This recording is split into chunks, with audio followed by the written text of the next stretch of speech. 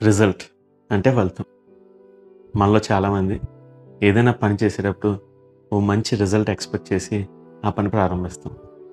కానీ అదేంటో ఒక్కోసారి మనం పని మొత్తం పూర్తి చేశాక మంచి రిజల్ట్ రాకపోవచ్చు.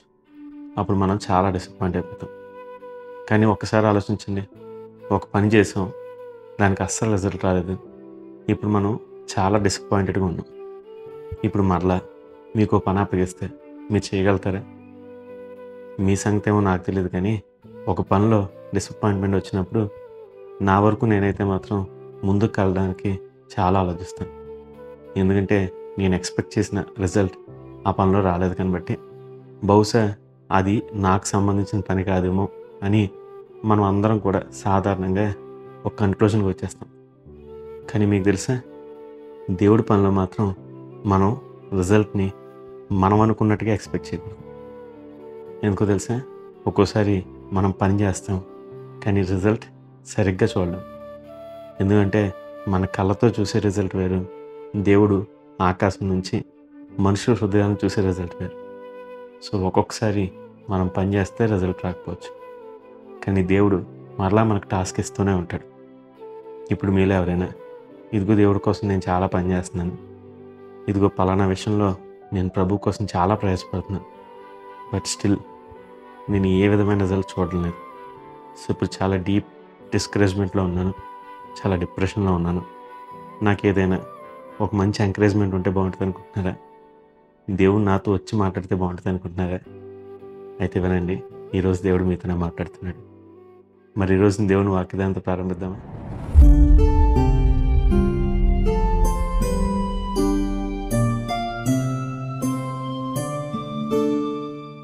Praise the Lord. ఈరోజు బైబిల్‌లో నుండి అపోస్తల కార్యాలు 23వ అధ్యాయం 11వ వచనం చదువుకుందాం. దానిలో ఎలా ఉంటుంది? ఆ రాత్రి ప్రభువు అతని వద్ద నిల్చుండి, ధైర్యంగా ఉండుము. యెరూషలేములో నన్ను గూర్చి నీవెలాగ సాక్ష్యం ఇచ్చితివో అలాగున రోమాలో కూడా సాక్ష్యం ఇయ్యవలసి ఉన్నదని చెప్పెను. చూసారా? ఇక్కడ ఈ సందర్భంలో నిరాశలో ఉన్న పౌలు గారిని మనం చూస్తాం. ఈయన యెరూషలేములో తన జనుల మధ్య తన జనులందరికీ సాక్ష్యం ఇస్తూ ఉన్నాడు.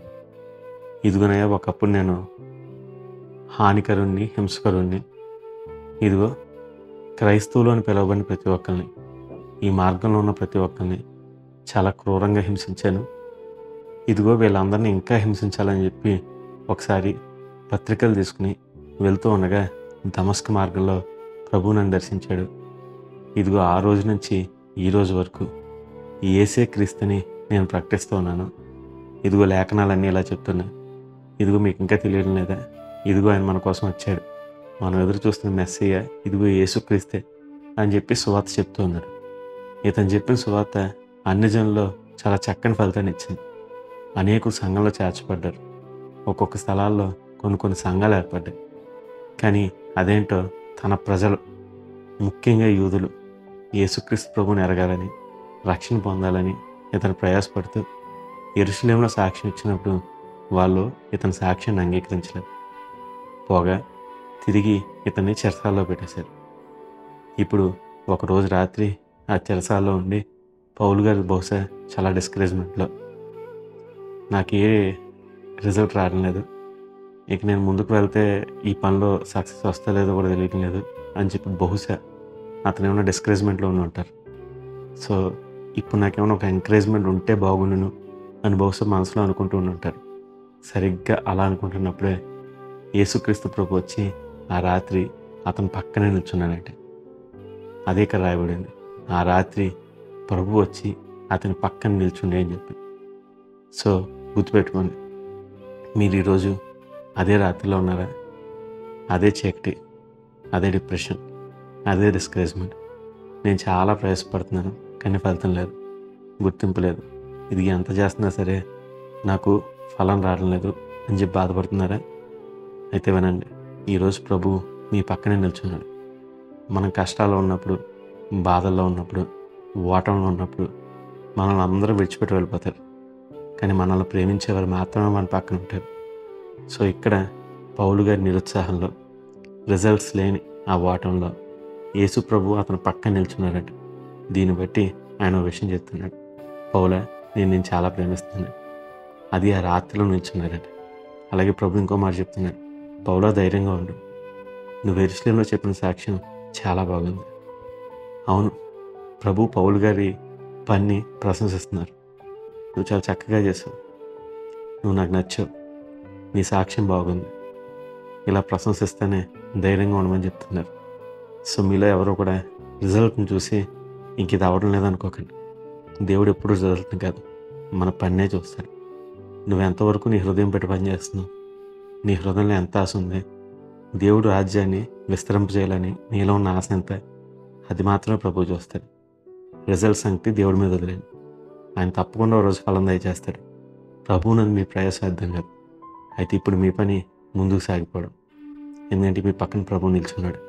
ఇక చివరిగా ప్రభు ఇంకో మాట అంటున్నాడు. పౌలా, ధైర్యంగా ఉండు. నువ్వు యెరూషలేములో సాక్ష్యం చెప్పావు కదా, అది చాలా బాగుంది.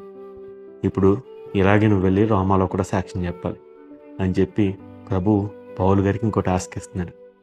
సో గుర్తుపెట్టుకోండి, మనం దేవుడు పని చేసేటప్పుడు మనం చూడాల్సిన రిజల్ట్ కాదు, ప్రభువుని.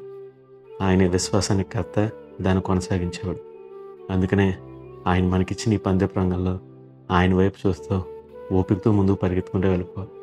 సో తప్పకుండా ఒకరోజు ఆయనే రిజల్ట్ మనకు చూపిస్తాడు. అప్పటి వరకు నమ్మకంగా మన సేవను కొనసాగిద్దాం.